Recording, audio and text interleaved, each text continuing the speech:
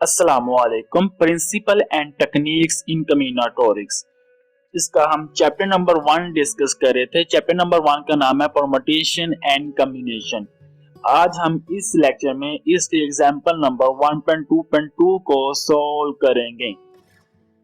Example 1.2.2 में वो ये कहता है कि let E is equal to A B C D up to so on X Y Z be the set of 26 English alphabet.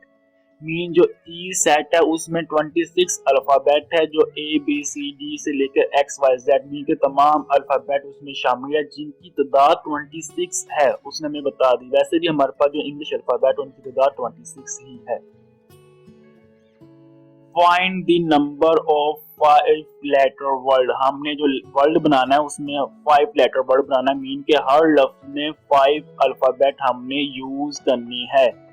That can be founding from E, जो E में से लिए गए हों, मीन के जो इन अल्फाबेट में से लिए गए हों उसको हमने इस्तेमाल करते हुए 5 लेटर वर्ड बनाना है।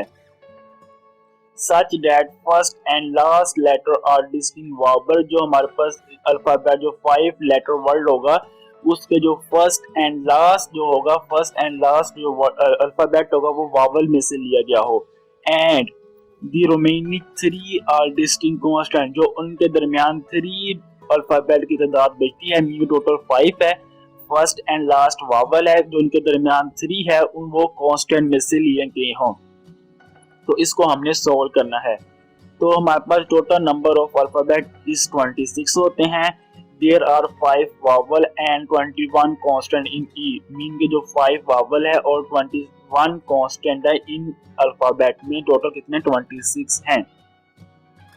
तो हमारे पास टोटल अल्फाबेट 26 है, वावल 5 है, कांस्टेंट 21 है। हमने 5 डिजिट लफ्ज बनाना है, मीन के हमारे पास 5 डिजिट लफ्ज होगा जो हमने बनाना है, 5 डिजिट वर्ड होगा। उसका कोई मीनिंग आए या ना आए, उसने एक कंडीशन लगाई थी कि मीन के फर्स्ट एंड लास्ट हमारे पास क्या हो, वावल हो। जो फर्स्ट अल्फाबेट हो और जो लास्ट अल्फाबेट हो वो वावल हो।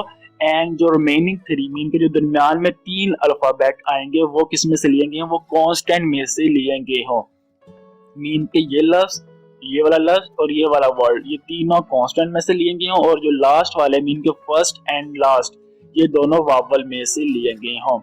तो पहले हम इसका स्टेप 1 देखते हैं। स्टेप 1 में हम ये देखेंगे कि हमारे पास जो फर्स्ट एंड लास्ट, इसको हमारे पास कितने तरीकों से लिखा जा सकता है। मीन के अब हमने हमारे पास जो the first vowel in first position and second vowel in fifth position, mean का जो फर्स्ट वावल है वो यहाँ पे आएगा एंड जो इसके बाद सेकंड वावल आएगा वो यहाँ पे आएगा।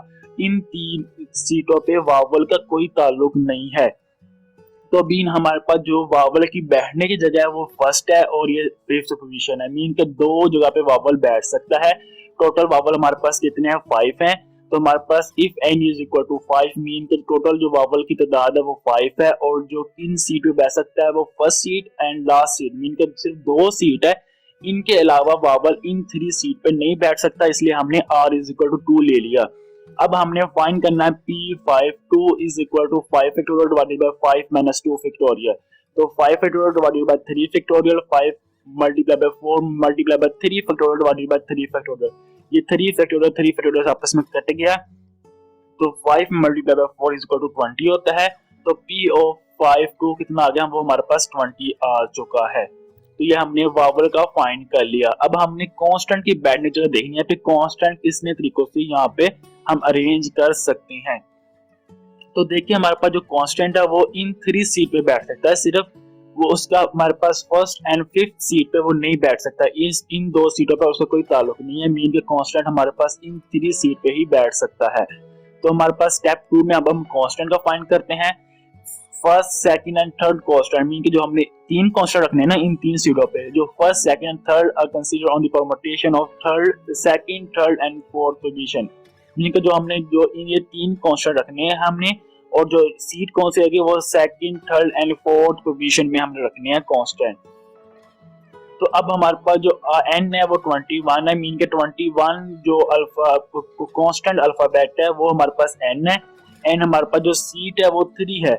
तो अब हमने जो फाइंड करना है वो फाइंड करना है p21 3 is equal to 21 factorial divided by 21 minus 3 factorial. तो 21 फैक्टोरियल डिवाइडेड बाय 21 माइनस 3 18 होता है, 18 फैक्टोरियल आ चुका है। तो 21 फैक्टोरियल डिवाइडेड बाय 18 फैक्टोरियल, 21 को मैं लिख सकता हूँ 21 multiply by 20 multiply by 19 multiply by 18 factorial divided bye 18 factorial. अब ये 18 फैक्टोरियल से कर चुका है। अब हमारे पास जो रिजल्ट आया वो आया 21 multiply by 20 multiply by 19 is equal to 7980। तो अब हमने जो स्टेप 1 में फाइंड किया था वो हमने फर्स्ट एंड लास्ट मीन के हमने वावल की सिर्फ फाइंड किया था, वो फर्स्ट एंड लास्ट सीट पे था। अब हमने जो स्टेप 2 में फाइंड किया है वो हमने second, third and fourth position पे जो बैठने हैं कांस्टेंट उनका फाइंड किया है।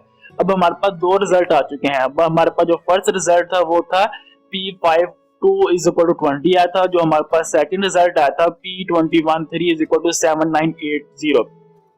अब देखिए ये एक ही वर्ड है, एक ही वर्ड के हमने दो हिस्से कर लिए थे, हमने वावल को लग और कांस्टेंट को लग सोल्व किया है। तो इसलिए दोनों परम्यूटेशन को मैं आपस में मल्टीप्लाई कर दूंगा। तो हमारे पास जो वर्ड की तादाद आएगी वो टोटल तादाद आएगी। मीन क्या मैंने पहले जो तादाद फाइंड की वो इन दो सीट पे फाइंड की थी, उसके बाद मैंने जो सेकंड तादाद फाइंड की थी वो सिर्फ इन तीन सीट पे फाइंड की थी। अब मैं इन दोनों को आपस में मल्टीप्लाई कर दूंगा। जो तादाद हमारे पास आएगी वो इन 5 सीट के लिहाज से आ जाएगी जो इस कंडीशन को सेटिस्फाई करता हो कि मीन के फर्स्ट एंड लास्ट हमारे पास वावल होंगे और दरमियान वाले तीन हमारे पास कांस्टेंट लफ्ज अल्फाबेट होंगे। तो then by multiply operation the number of the third letter, तो यहाँ पे लेटर आना था LETTER, सॉरी यहाँ से गलती से आ लिखा गया। Letter word are given by P of 52 multiplied by P of 21 3 is equal to 20 multiplied by 7980। तो 20 multiply by 7980 is equal to होता है 159600। तो 159600 हमारे पास वो वर्ड की तादाद आएगी जो 5 डिजिट लेटर होंगे, किसमें मीन के हर वर्ड में 5 अल्फाबेट होंगे, जिसमें फर्स्ट एंड लास्ट हमारे में वावल में से लिया गया होगा एंड जो रिमेनिंग 3 है मीन के जो दरमियान में 3 है वो कांस्टेंट में से लिए होंगे, कांस्टेंट में से लिए गए होंगे। तो उम्मीद आपको ये सवाल समझ आएगा कि एग्जांपल की। इंशाल्लाह नेक्स्ट वीडियो में आपसे मुलाकात होगी, तब तक अल्लाह हाफिज।